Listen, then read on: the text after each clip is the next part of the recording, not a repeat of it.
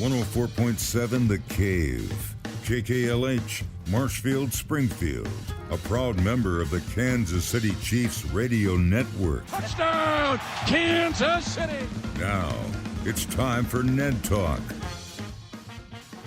Happy November 1st. It is past Halloween, and we are getting into the nitty-gritty of the NFL season, and it is another round of Ned Talk. I am Joe Westen, joined, as always, by Ned Reynolds. Ned, how are you this morning? Beautiful, November 1st, sunny and clear, and the autumn nip is in the air, and hey, the Chiefs are playing. What else could you want? Did you get held up at all today by the marathon going on in town? I told John just a second ago, I wouldn't say held up, but I did have to change the route coming to the station that I normally use because part of where I am is a crossing pattern for them, and that was fine. The marathon runners, and more power to them. I'm not going to be one of them. John Oliver joins us today. Less of John Oliver. How are you, sir? I'm doing well, Joe. For some reason, I'm colder. I don't understand why. You cut your hair at the wrong time. Supposed to do that in the spring. That's what everybody tells me, but why go with the grain? It's exactly. Were you held up by the marathon today? I was a little bit, yeah, but not too bad. It seemed like they had a good grasp on everything. Yeah, I just when I see people out running, I just go, "You're crazy." That's all that I can think. Let's start out. Let's get right into it and talk about who's hot in the NFL. It's brought to you by All Service Air Service. Ned, last week we had 2-5-0 teams take each other on, and when we were watching that game, Steelers were in command, and then they kind of let it get away from them, and the Titans got back in that game. Steelers won it. What'd you think? 27-24 was the final. The Steelers won and did remain undefeated. Steelers are a good team, and so is Tennessee. And those teams will probably somewhere along the line, they definitely will meet again. And the whole result may be a whole lot different. Now, you can have the power ratings, which, in my opinion, are totally meaningless.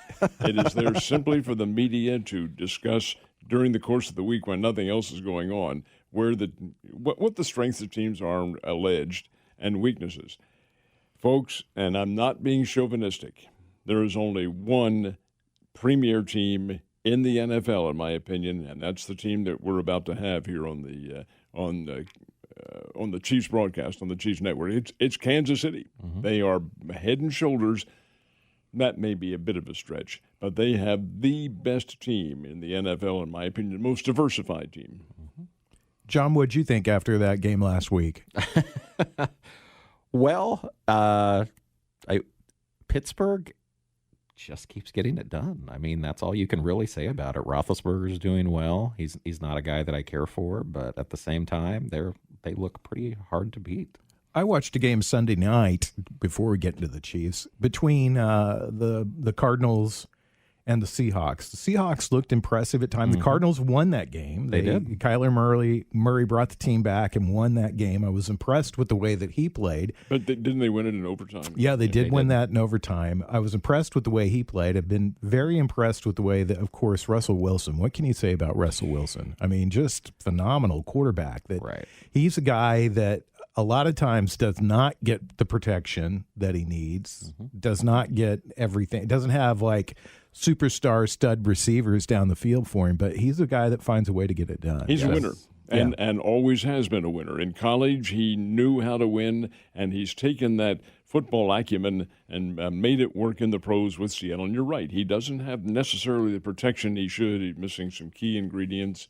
And we don't have the Lebanon, Missouri product on the team anymore either, so that makes a difference. That our identification is gone from the Seahawks. But over and above that, Wilson is a remarkable athlete and always has been. I don't know how much longer he can continue because he's not a kid, but he gets it done, and his ability to win those games. Now, he did not win that one on Sunday night. Kyler Murray himself is a future star in the making. He's going to be a very good player, and the Arizona Cardinals are going to be a tough out for anybody. Let's talk about our team, the Kansas City Chiefs. We had a lot of predictions last week that the game would be fairly close for a while. I don't think it ever really was fairly close. What are your thoughts on that game? Well, it was. And now the score was not. It was 43-16. But the 43-16, you take away, now I know you can't do that, but you take away the interception and the 101-yard kickoff return. And what was the final score, gentlemen? And what did Ned Reynolds predict? 29-16 is what I said the final would be, and that's what it would have been. Take away those two big plays. And what did I say? I said it was 38-17. So I was closer than you were with the actual real score. But did you pick those big plays? Well, I didn't know we were supposed to pick big plays before I didn't know those were the rules. When you lay the game out on paper, you take those variables and you push them out. You put what you have statistically. Hey, I'm alibiing anything. And it's Ned Talk anyway, so don't argue with me. There you go. Yeah, they got it done in all phases last week. I was impressed with the way the Chiefs played, handled the game completely. No, you take a look at the stats, though, and they are overwhelmingly in Denver's favor. Yes. But then again, that's misleading because Denver had to do those things, and the Chiefs didn't. And the Chiefs weren't on the field all that much. So, yeah, it made a difference. John, your thoughts on the Denver game? Honestly, overall, I really think there should be a petition to possibly change the Chiefs' name to the Chameleons because, we started off the first, 4 games of this year. It was just passing attack, Mahomes in vintage form, if you can say that about a guy who's been in the league 3 years. But then we saw the defense pick up and win a game. Then we saw the running game. Hilaire has, blossomed. But this last game, it was special teams, just like you guys were talking about. Pringle with that 102-yard kick return. He had a great game, and I really feel like he was the star of the game because he laid out a block at one point that sprung a guy free. And it's just not the kind of other than the touchdown return, it's not the kind of things that you see on the stats at the end of the game when you look at that. But Byron Pringle had a fantastic game last Sunday. Absolutely. And he would be a starter on probably, I'd venture to say, 25 other teams, and he's on our special teams unit. The other thing is, I keep saying this every week, it seems like, Daniel Sorensen is super underrated in this league. I mean, the instincts on him, that was a perfect read of what Locke was going to do. And then the speed was fairly impressive for him to take that back 50 yards. So the Chiefs keep getting it done, and the names change, and it just seems like a different style each week right now, and they're still getting the job done.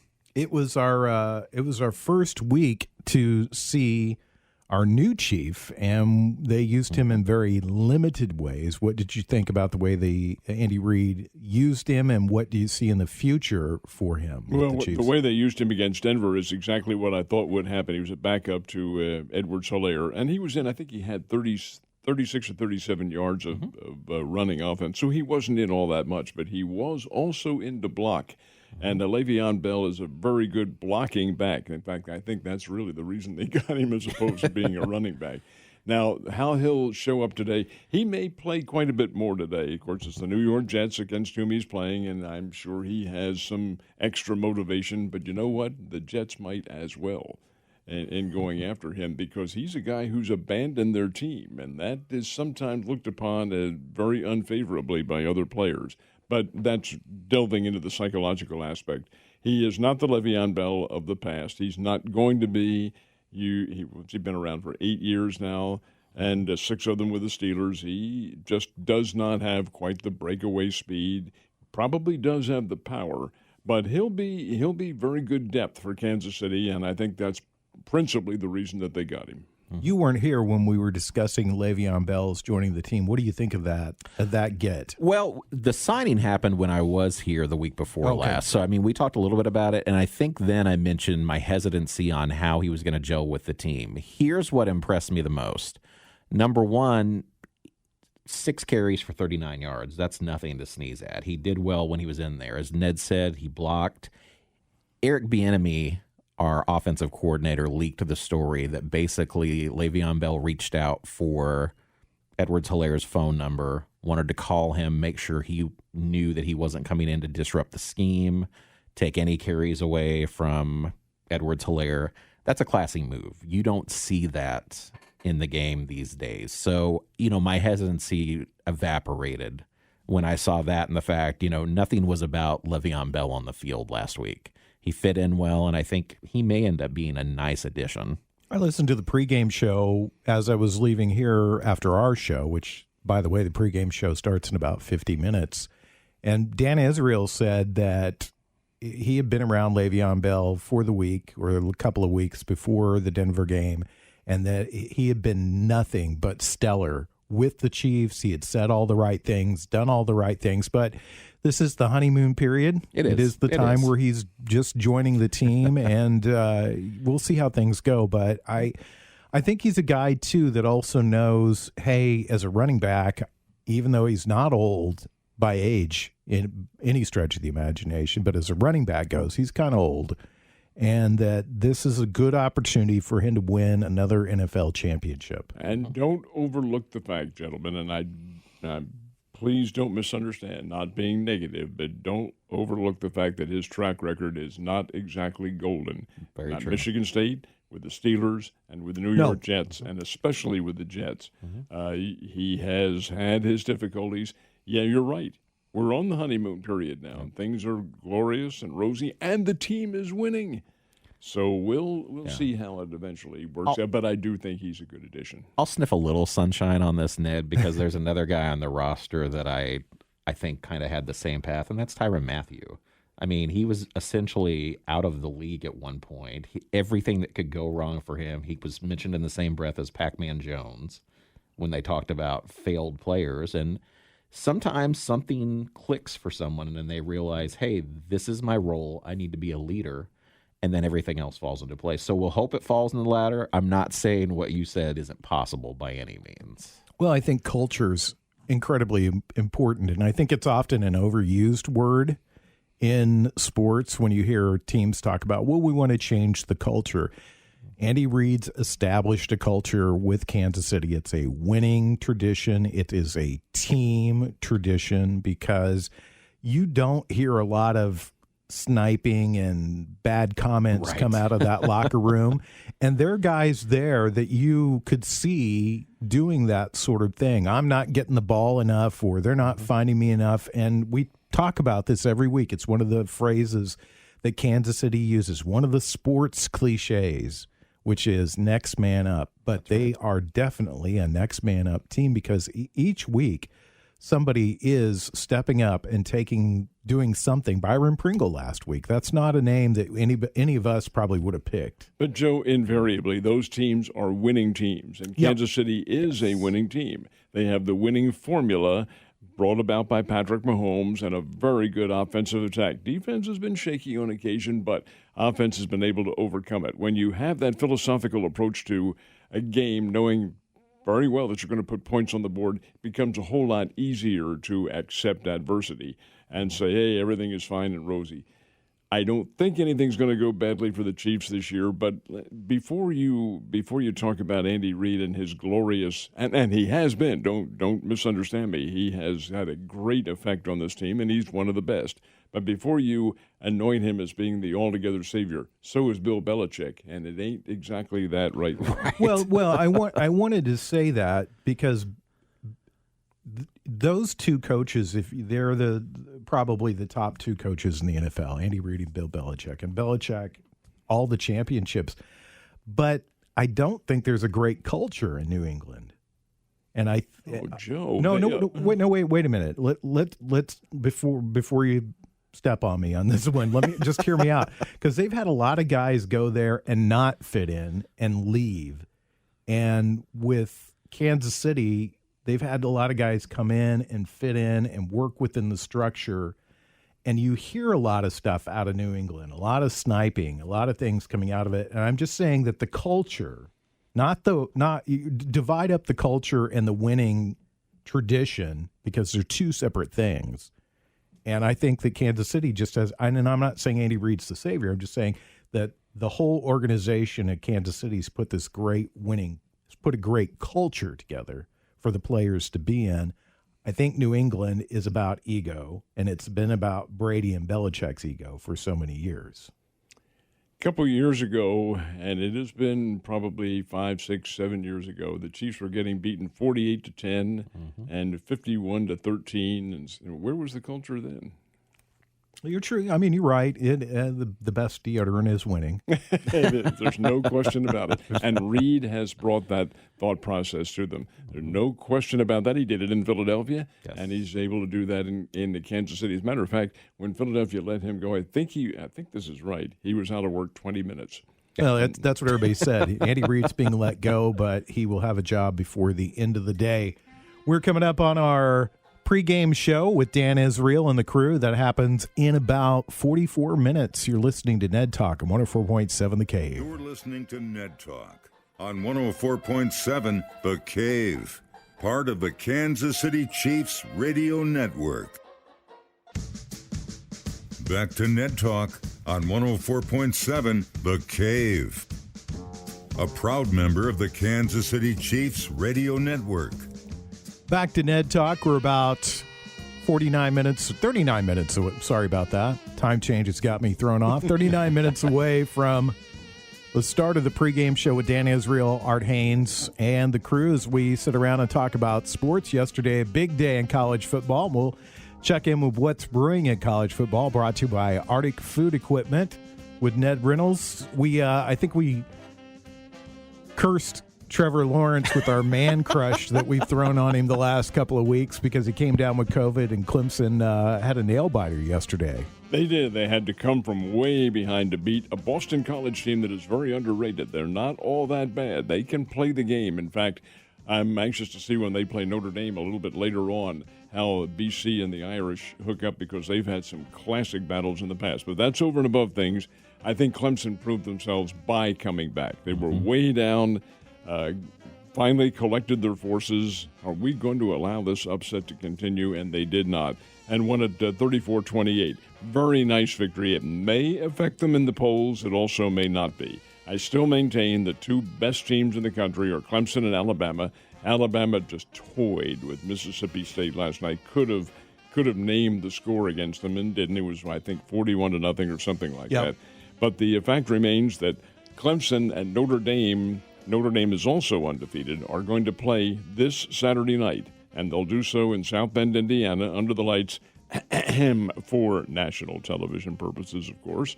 And Trevor Lawrence will not be there. He will not play because he will not have completed the COVID-19 protocol by that time. I think he'll probably be feeling okay, but that doesn't really enter into it under the rules of the game established by the ACC. All right, having said that, Notre Dame played Georgia Tech yesterday and kind of toyed with them a little bit too. It was 31-13 was the final. It could have been a whole lot worse. But the fact is that Notre Dame playing at home has a history of beating some of the big teams coming in. We mentioned that last week. Miami, what was it, the Catholics against the convicts. I remember that well, yeah. A historic game, to say the least. And then Florida State under Bobby Bowden had some great teams that came in there. And this is age catching up. And the quarterback for the Florida State team who went to the NBA and played guard for the New York Knicks. Oh, Peter Warwick. No, that's not who it was.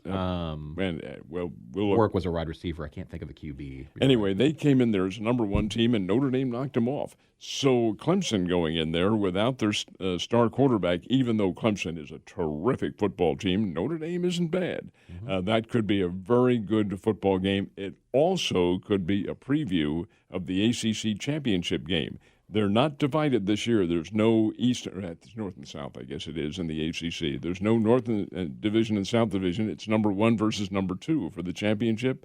It could be Notre Dame and Clemson again. That's right. It's Charlie Ward, by the way. Ward. As a Knicks fan, I'm ashamed that I You're a went Knicks with fan? Ward.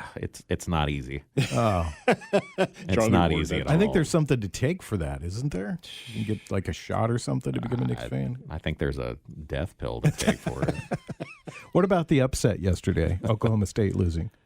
Oklahoma State got shown up for some of their deficiencies. Here's Texas, and Texas is good. I wouldn't say Texas is as good as Oklahoma State, but they beat them. They beat the Cowboys in Stillwater, beat them in overtime, and that's a significant victory for the Longhorns and Coach Herman.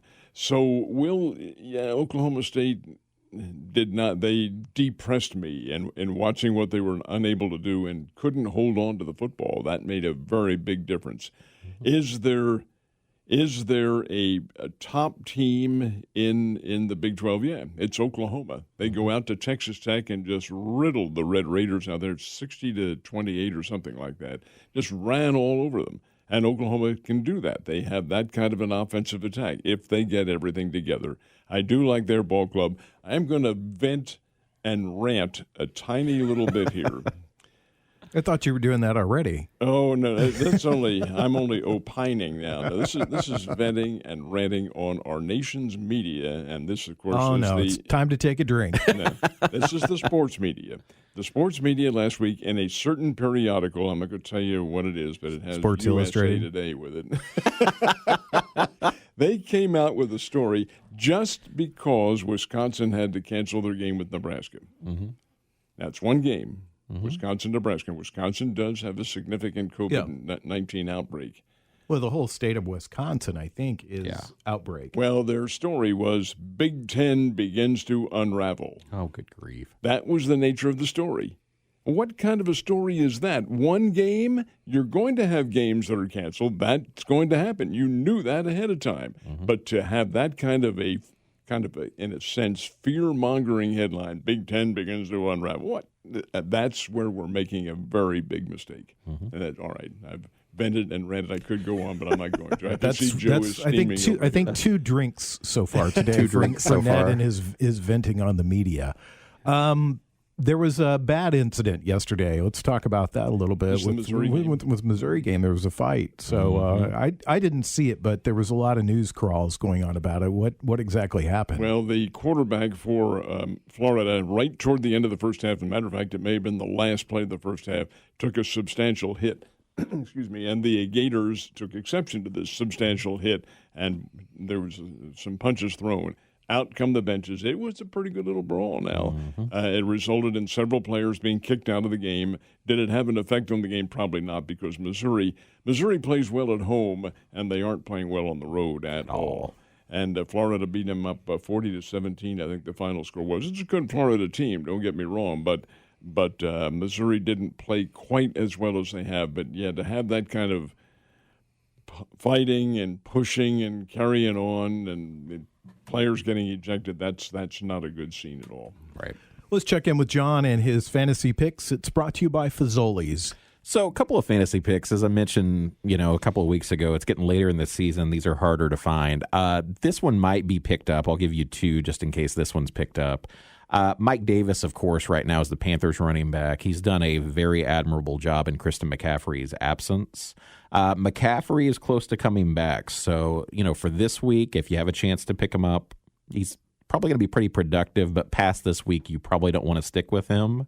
Now, the big one that I think people really need to take a look at is a wide receiver who comes to us from the University of Mississippi, and that's A.J. Brown for the Titans. He came off a significant knee injury, didn't play until week 4, and in the 3 games that he has been back, he's got 293 yards in those 3 games. Wow, impressive. I think what happened, from what I understand, is he rehabbed so much. They're saying he's more explosive now than he was before his knee injury. So he's a really interesting candidate, and the Titans are a good team, so definitely somebody to take a look at. You mentioned McCaffrey and coming back. Are you predicting that he plays next week against the Chiefs? I think he will play next week against the Chiefs, absolutely. That gives Carolina a pretty good little weapon. Now, they're not on the same in the same ballpark with Kansas City, at least on paper. But that might be a pretty good little football game. I think when it will he be. Is back in there. Absolutely. We are 30 minutes away from the beginning of the pregame show with Dan Ezreal and Art Haynes, so stick around for that. It's Ned Talk on 104.7 The Cave. You're listening to Ned Talk on 104.7 The Cave, part of the Kansas City Chiefs Radio Network. Back to Ned Talk on 104.7 The Cave. a proud member of the Kansas City Chiefs radio network. Joe Westen, Ned Reynolds, John Oliver in the studio getting set for another Chiefs game as they take on the Jets this afternoon. We're just a couple hours away from kickoff, and it's time for us to check in with John as we do our injury report. It's brought to you by Morrison, Webster, and Carlton. Well, this one's going to be a bit lopsided today. So for the Chiefs, Sammy Watkins is still out, and then Mitchell Schwartz is also still going to be out on the offensive line. For the Jets, I'll take a side before I get into this. Jamison Crowder, their wide receiver, is doubtful. Frank Gore is questionable. However, I do think he will be in there. Sam Ficken, their kicker, is out. Jordan Jenkins, their linebacker, is questionable. And last but not least, Cameron Clark on their offensive line is out. That's a lot of players. It is. And they are not a team that's in great shape. They've had major issues. We've talked about Le'Veon Bell leaving the team, the defensive coordinator taking shots at the head coach. That's a bad culture, Ned. That's a bad culture. There's no question about it. This is a team in total disarray. But there's one thing that you do have to consider, that these guys are professionals. They are getting a paycheck. There is a certain level of professional pride that they have about what they're trying to do. They are winless. Yes, from an emotional standpoint, they've got to be way down, but they are going up against a former player who bailed out on them, and that's Le'Veon Bell. What kind of a reaction did that have with the team? How did they accept that? I think we're going to find that out, because I think Le'Veon Bell's probably going to play quite a bit more today than he has in the past.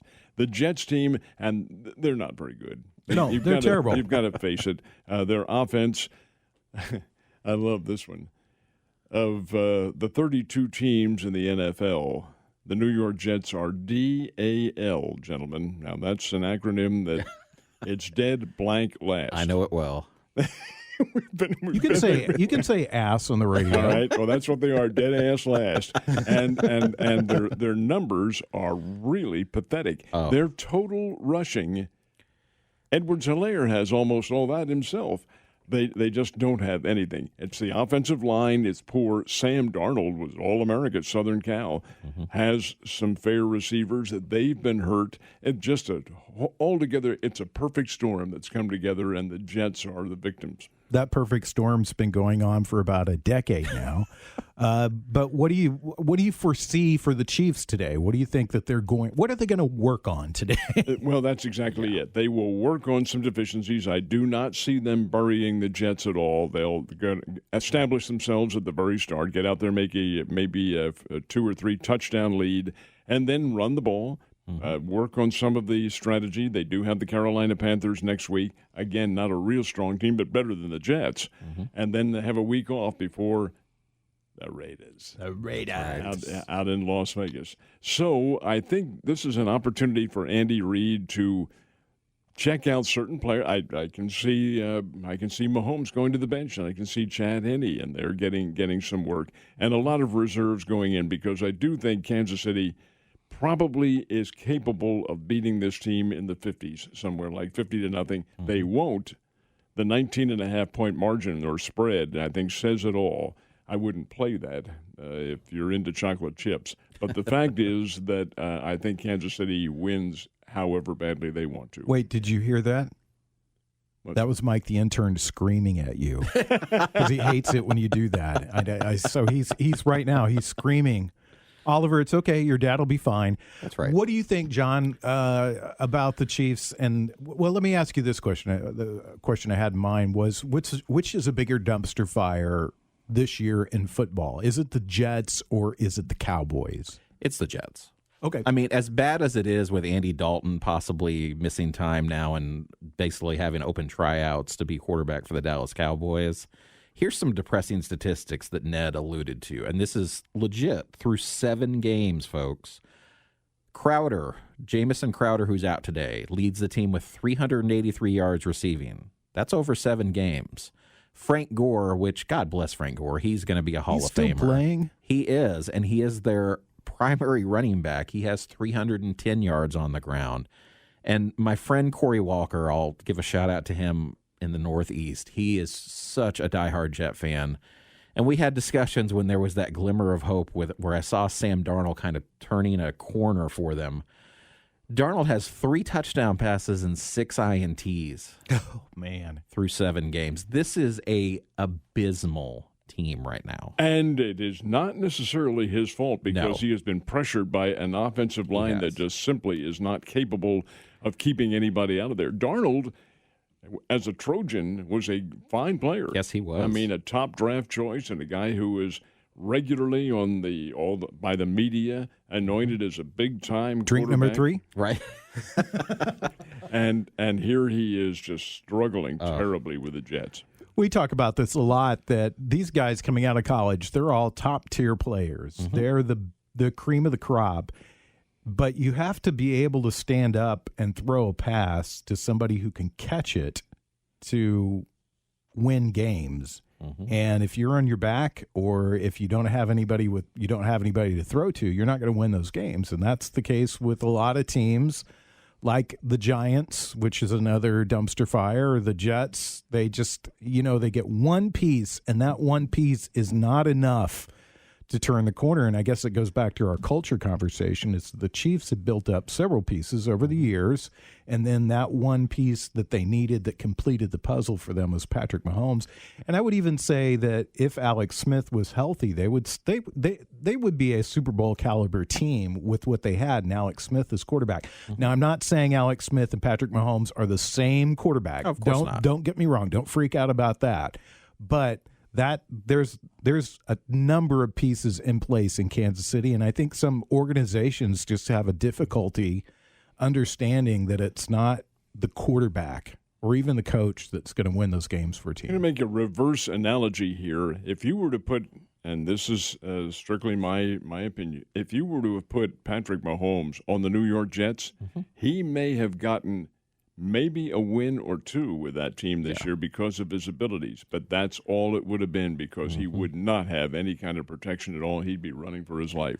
This is an all-encompassing team sport. Yep. And yes, you can have your big names, but if you don't have every component part of that team working together, you ain't going anywhere. Well, and the Jets are a prime example of this. And again, I'm so sorry to pick on them, but it's I feel like I'm in a time swirl every, 5 to 10 years with the Jets. Chad Pennington, boy, he's a great quarterback. He's really going to turn things around. Fast forward, Mark Sanchez, he's a great quarterback. He's really going to turn things around, butt fumble. Then Sam Darnold, he's a great quarterback. He's really going to turn things around. Quarterbacks don't make a winning football team, unfortunately. It is a key part. But, boy, you've got to have some sort of surrounding cast. Ned, I'm going to sound like you. Let's let everybody take a drink really quickly here, because I think the media overemphasizes the quarterback role on a football team. And there's so many times, and I think especially when you play in a market like New York, we play in New York, that's the single market in sports that is the hardest to play in. It in Boston. Yes. Now, LA is not quite there yet with their frothing, but in New York, it's frothing. There's a lot of competition as far as papers go, as far as talk radio goes, as far as TV goes. And it's so much emphasis on this one guy that's going to change things. And it's got to be, you've got to build pieces. And that's how you build a winning organization. What team is this frothing going to play for? Yeah, exactly. Yeah, who's he? What college does Frothing go to? Is he a Heisman candidate this year? Well, we'll see. We're about 15 minutes away from the start of the pregame show. It's Ned Talk. I'm 104.7 The Cave. Back to Ned Talk on 104.7 The Cave. A proud member of the Kansas City Chiefs radio network. Your weather in New York today. Some rain possible this afternoon. 56 cloudy skies. That's what the Chiefs will be facing. I don't think the weather will be an issue for them today. Let's check in with Ned Reynolds, and he's going to tell us about his player of the week. It's brought to you by Mid-Missouri Bank. And the player of the week will be the 53 players or whatever, actually 47, I think it is, that suit up for the Kansas City Chiefs today because they can name a player in this one. Who's going to be the dominant player? Once again, I'm going to go with their defense. I think that Chris Jones, if he is able to play, he's bothered by a groin injury, but if he's able to play and get in there and disrupt, it's not going to take all that much to disrupt the New York Jets offense. I would pick him and the Kansas City defense as a total players of the week because that's what it'll take. They'll beat the Jets regardless of what they do, but disrupting them, getting the Jets completely out of whatever rhythm they might have, really will have a disturbing effect on that team. John, what you got for player of the week? For player of the week, I am going to go with... I'm going to go out on a limb. I'm going to say Le'Veon Bell will be the player of the week today. I think he'll get a lot more carries against the Jets, and I think he'll be obviously motivated. So I'm going to go with him. I'm going to rare that you would see some guy have two brilliant games in a row, but I'll pick Byron Pringle. Oh, it's not a bad Just pick. say that. Let's talk about we're at the midway point of the NFL season today. Week 8, and we've talked about the dumpster fire teams, talked a little bit about the best teams. Let's talk about teams you think are overrated. Ned, start with you. Maybe not as good as their record shows. Chicago Bears. Yeah, that was the team I was going to say. They showed their vulnerability against the Rams last Sunday night on TV. Chicago has a good team, but they're very far from being a great team. Dallas, of course, is already imploded, and there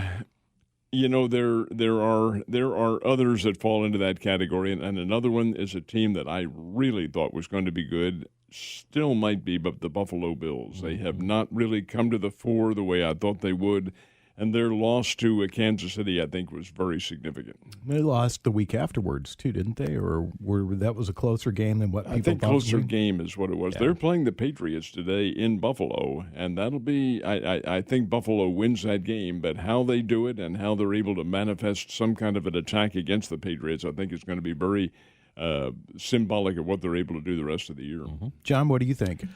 I think the Indianapolis Colts, as much as I love Indianapolis, I spend a lot of time there. I think they're kind of a smokescreen right now. I see a lot of holes that can be exploited when they start playing better opponents. You've got Phillip Rivers there, and this is no knock on Phillip Rivers. He's a good quarterback, but he's not a great quarterback. He could never get those Chargers teams over the hump, and I just don't see this being a magical year for them. T.Y. Hilton is showing his age tremendously this year, and I hate seeing guys that I've followed and liked kind of fall off a cliff age-wise, but I think he's there, so I think the Colts are not someone you should bet the farm on.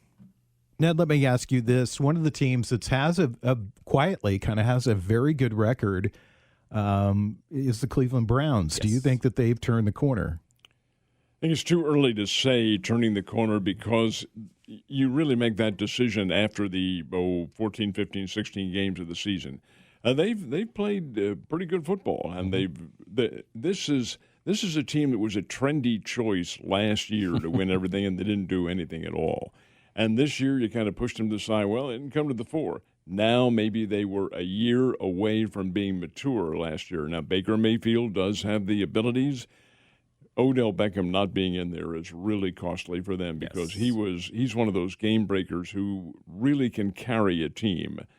But having said all that, I like the Browns. I think they have some capabilities. They're not championship-level teams, but they can do some things. It's a team on whom to keep your eye. John, what's your thoughts on the Browns? With the Browns, Ned said it best. Anybody that thinks Baker Mayfield is not a talented quarterback is basically kidding themselves at this point. I know his antics at Oklahoma turned some people off, but he is a good football player. Beckham will hurt. The guy that impresses me the most on this team, and he's another one that's kind of had problems last year, we went into it greatly, is Myles Garrett. Garrett, to me, is the best defensive player in the NFL. He changes games with how much pressure he can get on quarterbacks. He is one of those generational guys for me. Let's talk about the big game in the NFL today. Steelers week 2 of big games. They played the Titans last week, and this week they have the Ravens. And do you see this as being loss number 1 for them? Could be. They're playing in Baltimore. It is raining in Baltimore. Of course, it's raining for both teams, but the fact is that Pittsburgh's played well. Pittsburgh almost gave things away last weekend. They did. 27-24 victory over Tennessee on the road, significant. Well, they're on the road again this time. They've got to play at their utmost to be able to maintain that undefeated scheme. I think there's a strong possibility that it comes to an end today. Yep. What's your biggest disappointment so far in the NFL this year? Biggest team disappointment? I'm rather than team, I'm going to say a division, and it's the NFC East. That just simply has not come to the fore at all. You have all your teams under 500. It's no secret I bleed the green and white of the Philadelphia Eagles, and they may win the doggone thing. but here you have Dallas, Washington, New York Giants, and Philadelphia, all just not really solid football teams. I will pin it on that division. John, your thoughts? The most disappointing team in the NFL this year to me are the Houston Texans. And you could kind of see this one coming because of the moves made in the offseason. I mean, I still can't wrap my head around the DeAndre Hopkins trade. He's probably easily one of the top 3 elite receivers in the league. So you take that away. Deshaun Watson is a fantastic player, but he has no help at the moment. They're 1-6. They're struggling, and Chiefs fans know this well. This was a team that was scary last year when the Chiefs played them. And to the point where the NFL said, we'll match up the Chiefs and the Texans on opening night before the entire country. Oh, my goodness. Yes. Sakes. It was. And for me, I'm going to have to say the Vikings. I was surprised at how poorly the Vikings have played this year. I just think that they're a little bit better than that. I feel like that's a team that should be a little further along than it is. We have a matchup today between 2 teams that are, I guess you call maybe overrated, Bears and Saints. Who you got in that game? New Orleans. Who you got? Beyond a shadow of a doubt, New Orleans. I'm going to go with the Bears. All right, let's go with our picks in today's game. Chiefs and the Jets. Let's just go with score. Ned, what's the score? The Chiefs win by, I'm going to say, let's just say 38-10. Okay. John? I'm going to go a little bit more conservative because, as Ned alluded to earlier, I think they'll call off the dogs. I'm going to say 27-10. 42-6. That is my pick for the game because I think they just won't be able to help themselves. Oh, wait a minute. 42-6. Favor? The Chiefs. All right. Just testing you, man. Just testing We'll you. see you guys in a week. The pregame show starts in about a minute. Stick around for that. Kickoff comes at noon. Jets and Chiefs. Want to say thanks to Mike the intern, Corbin Campbell, Nick Fury, and, of course, Scott Meyer. It's Ned Talk on 104.7 The Cave.